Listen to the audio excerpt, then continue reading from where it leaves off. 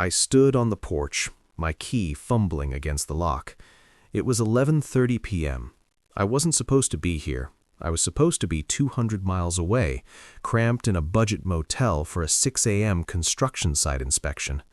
But the site flooded, the job was postponed, and I decided to drive 4 hours through a storm to surprise my wife, Elena. I work 2 jobs. By day, I'm a senior project manager. By night, I consult for an international logistics firm. I sleep 4 hours a night so Elena can live in a $1.2 million suburban villa, drive a white Porsche, and post luxury lifestyle photos on Instagram. I thought I was a hero. I thought I was protecting her. I pushed the door open quietly, imagining her sleeping peacefully in our king-size bed. But the house didn't smell like the lavender candles she usually lit. It smelled like expensive cigars, spilled bourbon, and the cheap sweat of a crowded club. Then I heard it. A roar of laughter coming from the living room, the one with the $15,000 Italian marble table I was still paying off. I crept down the hallway, my heart hammering against my ribs like a trapped bird. Through the cracked double doors, I saw her. Elena wasn't the fragile, introverted wife who claimed she had chronic migraines every time I asked for intimacy. She was standing on that marble table, wearing the silk lingerie I bought for our anniversary, dancing to heavy bass music. 3 men were lounging on my custom velvet sofas. One of them was pouring a bottle of $500 vintage Cristal, my celebratory bottle, all over his shoes. "Elena, baby," one of the guys shouted over the music. "What if the ATM comes home early?" Elena threw her head back and laughed, a jagged, mocking sound that sliced through my soul. "Mark? That boring workhorse? He's 200 miles away, sweating in a hard hat. He doesn't have a drop of spontaneity in his blood. He lives to pay my bills. He's not a husband. He's a glorified bank account with a heartbeat." She stepped off the table and sank into the lap of a man wearing a familiar gold watch, my watch, the Rolex Submariner I thought I'd lost at a gym locker last month. She hadn't lost it. She'd gifted it to her real boyfriend. "To Mark, the hardest-working cuckold in the state," the boyfriend toasted, raising my bourbon. The room erupted in laughter. I stood in the shadows, my hands shaking so hard I had to grip the doorframe. My love for her didn't just die in that moment, it was incinerated. Every hour of overtime, every missed meal, every back-breaking day I endured for her was a joke to them. I didn't storm in, I didn't scream. If I confronted them now, she'd get half the house and alimony in a divorce. She'd win. I backed away silently, slipped out the front door, and sat in my truck. I watched the flickering lights of my home and felt a cold, crystalline clarity wash over me. She wanted a life of luxury? Fine. She could have it for exactly 7 more days. I pulled out my phone and dialed my lawyer's private number. "Hey, it's Mark," I whispered, my voice sounding like grinding gravel. "Remember that scorched earth clause we discussed for the prenup? It's time. I want everything gone. Not just the money. I want the floorboards." The next morning, I didn't go home. I checked into a motel under a friend's name and opened my laptop. The rage that had nearly consumed me the night before had cooled into a sharp, surgical precision. Elena thought I was a boring workhorse? Fine. She was about to find out just how much power the man who holds the keys actually has. My first call was to my sister, Sarah, a high-end real estate liquidator. "I need the house empty in 7 days," I told her, skipping the pleasantries. "And I mean empty. I'm selling the furniture, the appliances, the light fixtures, and the art. Everything that isn't bolted to the foundation is going to an auction house in the next county." "Mark, what happened?" Sarah asked, her voice hushed. "I'm an ATM, Sarah, and the bank is closing its doors forever." By noon, I was at my lawyer's office. Because I had insisted on a strict infidelity and asset protection clause in our prenup, a move Elena laughed at 3 years ago because she thought I was too obsessed with work to notice her, the law was on my side. But I didn't just want a legal victory. I wanted her to feel the weight of the air she breathed when it was no longer paid for by me. I spent the next 3 days playing the part of the doting, exhausted husband. I called her from the road. "Hey, honey," I said, my voice steady despite the bile rising in my throat. "The project is running long. I have to stay on site for another 5 days. I'm so sorry I'm missing you." "Oh, it's okay, teddy bear," she cooed, her voice dripping with fake sympathy. I could hear clinking glasses in the background. "Just work hard so we can go on that Bali trip next month, okay? My migraines are acting up, so I'm just going to stay in bed and rest." "Rest up, Elena," I said, gritting my teeth. "You're going to need your energy." While she was resting, which I knew meant hosting another bender, I was busy. I remotely canceled the lease on her Porsche, citing a security breach on the account. I scheduled the utilities, water, electricity, gas, and even the high-speed fiber internet she used to upload her vanity to be disconnected on Friday at 2 p.m. Then came the masterstroke. Elena had booked a girls' spa weekend at a 5-star resort 3 hours away, starting Thursday morning. I knew from the credit card alerts it wasn't a girls' trip. She had booked a double suite for her and her gold watch lover. The moment her Porsche, which she didn't know was already flagged for repossession, pulled out of the driveway on Thursday, I moved in. 3 moving trucks and a crew of 20 men arrived 30 minutes later. We worked like a military unit. The $15,000 marble table? Gone. The velvet sofas? Wrapped and loaded. The 85-inch OLED TVs? Into the crates. We even took the curtains and the designer rugs. By Friday morning, the house was a hollow shell of drywall and echoes. I sat on a lone folding chair in the middle of the empty living room, watching the clock. Suddenly, my phone vibrated. It was an alert from our shared bank account. Elena had just tried to check in to the resort. Transaction declined. Followed by another, transaction declined. Then my phone lit up with her caller ID. I let it ring, and ring, and ring. I checked my hidden security cameras, the ones I'd installed months ago for burglary protection that she'd forgotten about. She was standing at the resort reception, screaming at the clerk, her lover standing awkwardly behind her with his luggage. She sent a frantic text. "Mark, the cards aren't working. There's a mistake. Call me now." I didn't reply. Instead, I sent a signal to the repo company. Within 10 minutes, a tow truck pulled into the resort parking lot and hooked her Porsche. I watched the camera feed as she ran out, waving her arms like a madwoman as her luxury life was literally towed away.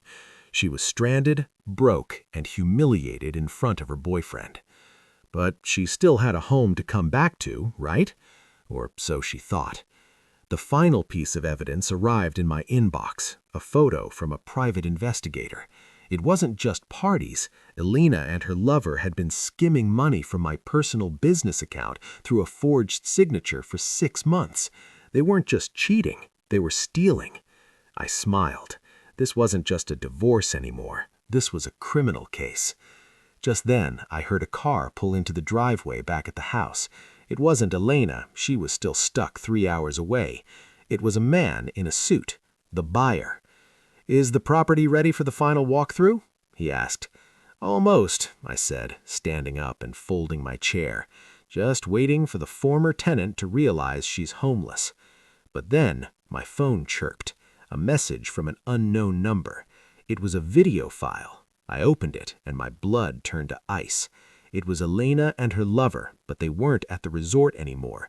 They were in a dark room, and they were holding my father's vintage coin collection, the only thing I had left of him. "Nice try, Mark," the boyfriend's voice came through the speaker. "We saw the trucks. You want to play dirty? We have the coins. If you don't put $200,000 back in the account by midnight, these go into the river." My heart stopped for a beat. The coins weren't just gold. They were the only physical memory I had of my father, who spent 40 years in the mines to give me a life. Elena knew they were my untouchable treasure. By stealing them before leaving for her trip, she had proven she wasn't just a cheater, she was a predator. But they made one fatal mistake.